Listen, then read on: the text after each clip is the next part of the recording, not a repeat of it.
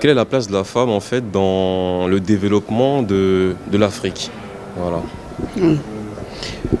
Oui, je suis Binta Diop du Sénégal, envoyée spéciale de la Commission de l'Union africaine sur les questions de femmes, paix et sécurité.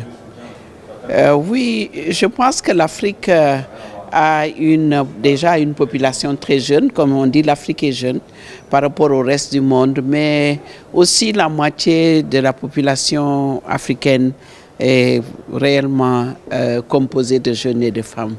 Donc ça veut dire que l'agenda 2063, ça veut dire l'Afrique que nous voulons, une Afrique prospère et en paix avec elle-même.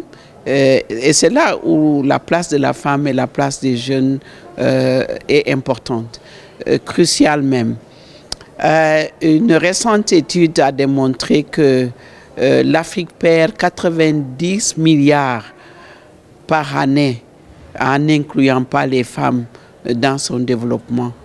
Donc ça veut dire que si nous arrivons à mettre toutes ces ressources au niveau de développement de l'Afrique, je pense que ce développement va s'accélérer. L'agenda des femmes, c'est très simple. Ce que nous voulons, ce que les femmes disent, c'est premièrement, on l'avait vu tout aujourd'hui dans les discussions, c'est l'éducation et la santé. Ça, c'est le basic.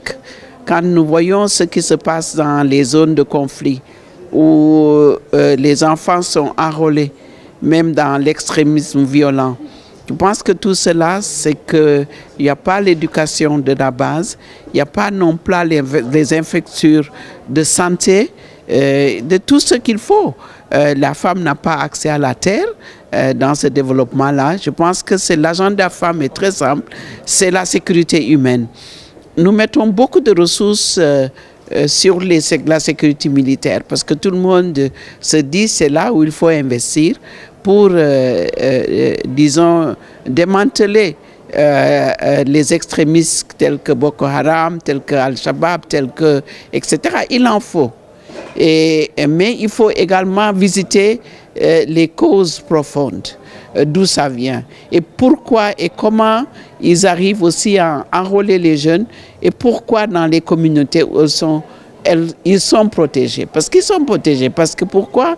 Ils donnent un minimum. Ils donnent, par exemple, aux communautés accès à l'eau, accès aux basics, hein, des accès de base. Et c'est là où ils sont excellents, je dirais. Et c'est là où il faut aller vers la base pour les démanteler. Démystifier leur stratégie et faire en sorte que les communautés soient à l'intérieur de ces phénomènes et essayer aussi de les combattre par eux-mêmes.